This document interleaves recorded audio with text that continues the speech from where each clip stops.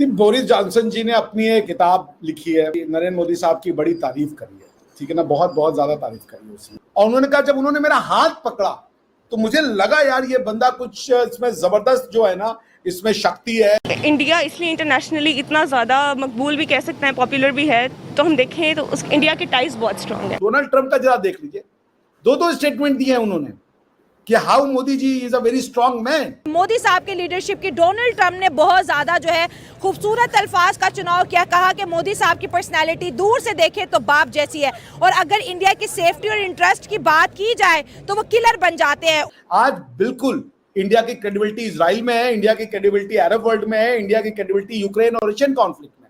और दूसरी चीज, अल्लाह करे कि कुछ सुनने वाला हो और ये जो दुख है उसको कुछ दूर करने वाला भी हो। जो पहले प्राइम मिनिस्टर रहे यूके के, former prime minister Boris Johnson, उन्होंने मोदी जी के बारे में बात की है और बड़ा उसका चर्चा हो रहा है। आखिर क्या हुआ है, ऐसा क्या कह दिया? बोरिस जॉनसन जी ने अपनी एक किताब लिखी है, उसमें उन्होंने कहा है कि नरेंद्र मोदी साहब की बड़ी तारीफ करी है, ठीक है ना, बहुत बहुत ज्यादा तारीफ करी है उसने। और प्रधानमंत्री मोदी को ये श्रेय जाता है कि उन्होंने इस फोबिया को हटाया दुनिया भर से कि हिंदू नेशनलिस्ट और ये पता नहीं क्या क्या कह के उनको बदनाम किया गया था। बट वो बोले कि जब वो पहली बार वो सिटी हॉल में मिले, क्योंकि मोदी साहब लंदन गए हुए थे, तो वो जब सिटी हॉल में उनसे मिले तो उन्होंने कहा कि I felt N astral energy. Astral energy का मतलब आप समझती हैं? एस्ट्रल का मतलब होता है something which is relating to star, asteroids, ठीक है ना। तो उनके अंदर एक कोई मतलब तारों की चमक वाली शक्ति, उतनी एनर्जी। तो वो उन्होंने कहा कि भाई मुझे मिलके तो ऐसे ही लगा उनसे कि he was full of energy, he was full of good vibes. और अगर मैं उनके वर्ड को कोट करूं तो वो कहते ही raised my arm and chanted something in Hindi and I felt his curious astral energy. मतलब वो मोदी साहब की आदत है, वो नेताओं के जो है वो अपने कलीग जो नेता होते हैं उनके हाथ उठा के और कुछ बोलते हैं, उन्होंने वही किया होगा 2012 के सिटी हॉल में लंदन में। और उन्होंने कहा जब उन्होंने मेरा हाथ पकड़ा तो मुझे लगा यार ये बंदा कुछ इसमें जबरदस्त जो है ना, इसमें शक्ति है। तो उन्होंने कहा कि this is what it is. और मोदी साहब जो है वो युग पुरुष है।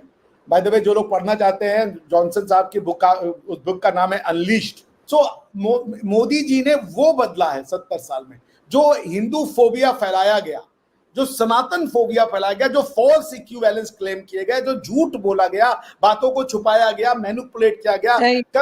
कल मैं अपने आपको एक बात बता के रोक देता हूँ। मैं कल अपने मित्र के यहाँ था, मैंने कहा भाई जो बांग्लादेश में हो रहा है वो तो बड़ा सोचनीय है कि वहां पे जो लोग हैं वो दुर्गा पूजा के उसमें पंडाल में इस्लामिक गीत गा रहे हैं, जजिया टैक्स ले रहे हैं, कह रहे हैं जब अजान होगी तो आप पूजा रोक देंगे, और उसके बाद जो है कि मर्डर हो रहा है, ये हो रहा है। उन्होंने कहा हाँ ये सब इसलिए हो रहा है क्योंकि अवामी लीग पार्टी की गलती। तो ये जो एक इंडिया में डिनायल है, वो काम नेहरूवियन लेगेसी है। They are not ready to call a spade, but time has come. We have to call spade if India has to survive. वरना ये जो लेफ्ट लिबरल वो हैं, जो झूठ बोलते हैं, जो मैनिपुलेट करते हैं जो चीजों को, वो बर्बाद कर देंगे। और मोदी ने वही किया, मोदी जी ने वही किया, और यही बात बोरिस जॉनसन कह रहे हैं।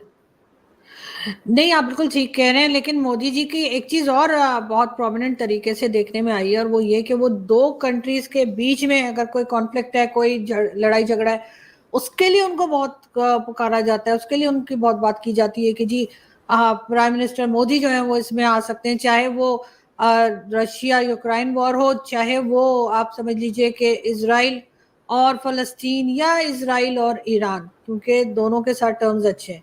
आपके ख्याल से क्या वो वाकई में ये कर पाएंगे या लोग उनसे कुछ ज्यादा एक्सपेक्ट कर रहे हैं? नहीं, कोई ज्यादा एक्सपेक्ट नहीं कर रहे। इंडिया को आना पड़ेगा। India plays underweight. जो इंडिया का शेयर होना चाहिए ग्लोबल पॉलिटिक्स में, ग्लोबल ट्रेड में, India has been shying off that. But India has always been global power.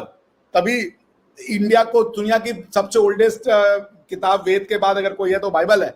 Bible के आप अगर चैप्टर ऑफ ईस्टर में जाएंगी तो वहां भी आपको इंडिया का मेंशन मिलता है। आप अगर ग्रीस सिविलाइजेशन में जाएंगे वहां इंडियन का मेंशन, इंडिका के नाम से आपको किताबें लिखी हुई मिल जाएंगी। India was a global power. जब अलेक्जेंडर ने भी दुनिया को फतह करने की कोशिश की तो उसका जो बेड़ा रुका वो हमेशा इंडिया ने ही रोका।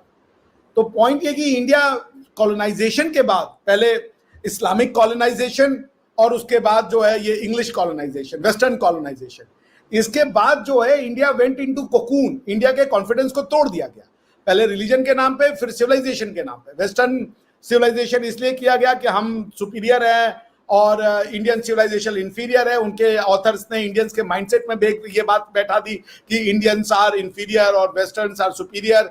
और उसके बाद रिलीजन के कल्चर के नाम पे भी जो इंडियंस थे उनको ये मोनोथीज्म और ये सब के नाम पे अपनी थ्योरीज को उनको रिविजिट करना पड़ता था। आज बिल्कुल इंडिया की क्रेडिबिलिटी इजराइल में है, इंडिया की क्रेडिबिलिटी अरब वर्ल्ड में है, इंडिया की क्रेडिबिलिटी यूक्रेन और रशियन कॉन्फ्लिक्ट में। और दूसरी चीज कि इंडिया किसी को भी दबाना नहीं चाहता, इंडिया का खुद का कोई कॉन्फ्लिक्ट ऑफ इंटरेस्ट नहीं है। इंडिया इन सबको साथ में लेके चल सकता है और सिर्फ इंडिया ही साथ में लेके चल सकता है, क्योंकि सिर्फ हम हैं जो कहते हैं कि सबका भला हो, सब सुखी हो, सब खुश हो। हम ये नहीं कहते आपका कल्चर बुरा है, आपका वो बुरा है। तो Modi ji has earned a respect. देखें, ये बात तो हकीकत है, मानने वाली है कि जब से मोदी सरकार आई है अच्छा। इंडिया में तरक्की हुई है काफ़ी ठीक हो ज़्यादा, गया। ये तो बात मानने वाली है। सही है। बाकी जहाँ तक ये सवाल है कि पाकिस्तान के मामलात में अमेरिका की मदद नहीं चाहिए, जी। तो मोदी साहब जो हैं वो ज़ाहिरी बात है अपने मुल्क को देख रहे हैं। किसी भी कंट्री को चलाने के लिए या किसी भी कंट्री के साथ रिलेशनशिप बनाने के लिए किसी दूसरे कंट्री की ज़रूरत तो पड़ती है आपको। कुछ दशकों पहले का अगर इंडिया देखा जाए तो ग्लोबल लेवल पे बहुत ही एक इनसिग्निफिकेंट किस्म का मुल्क था और ना उसके पास ज़्यादा पैसा था और ना ही बहुत ज़्यादा पावर। और कल्चर की बात की जाए तो कल्चरली इंडिया हमेशा से रिच रहा है, लेकिन उस कल्चर को चारों तरफ फैलाने के लिए और लोगों को बताने के लिए, अपनी सॉफ्ट पावर दिखाने के लिए भी इन्फ्लुएंस ज़रूरी होता है। और इन्फ्लुएंस बढ़ाने के लिए आपका इकोनॉमिक माइट होना ज़रूरी है, जो कि भारत के पास नहीं था। लेकिन पिछले कुछ सालों में पूरी तरह से कहानी बदल चुकी है। इंडिया अब ग्लोबल लेवल पे एक बहुत ही इन्फ्लुएंशियल देश है और हर तरफ भारत की चर्चा आज के दौर में होती है। हाल ही में यूके के जो फॉर्मर प्राइम मिनिस्टर हैं बोरिस जॉनसन, उन्होंने अपनी एक बुक लिखी और उस बुक का नाम है अनलीश्ड। उसमें उन्होंने बताया एक इंसिडेंट के बारे में। जब उनकी मुलाकात पहली बार हुई प्राइम मिनिस्टर मोदी से, उन्होंने कहा कि उनके पास जाने में और उनके टच से ऐसी एस्ट्रल एनर्जी फील हुई जो पहले उन्हें कभी नहीं फील हुई थी। और इसको बहुत ही सिग्निफिकेंट इवेंट माना जा रहा है, क्योंकि किसी भी वर्ल्ड लीडर का दूसरे वर्ल्ड लीडर की इस तरह से तारीफ़ करना एक बहुत ही बड़ी बात होती है, खासकर जब वो अपनी पॉलिटिकल पोजीशन पर ना हो। तो उस केस में उन्हें कोई भी फेवर नहीं चाहिए होता है और अननेसेसरी तारीफ़ कोई किसी की उस वक्त नहीं करता है। इससे ये भी पता चलता है कि इंडिया का जो कल्चर है वो कितना स्ट्रॉन्ग है। और उसका रीज़न ये है कि प्राइम मिनिस्टर मोदी कल्चर से जुड़े हुए हैं और वो बहुत ही ज़्यादा स्पिरिचुअल भी हैं। और वही स्पिरिचुअल एनर्जी को जहाँ तक बोरिस जॉनसन ने बताया और उन्होंने फील भी किया, जिस पर पाकिस्तानी मीडिया का भी कहना है कि एक तरफ जहां हमारे जो प्राइम मिनिस्टर हैं वो दर दर की ठोकरें खाते और IMF से भीख मांगते घूमते हैं, वहीं दूसरी तरफ वर्ल्ड लीडर्स बड़ी बड़ी सुपर पावर कंट्रीज़ के प्राइम मिनिस्टर मोदी की तारीफ़ करते नहीं थकते।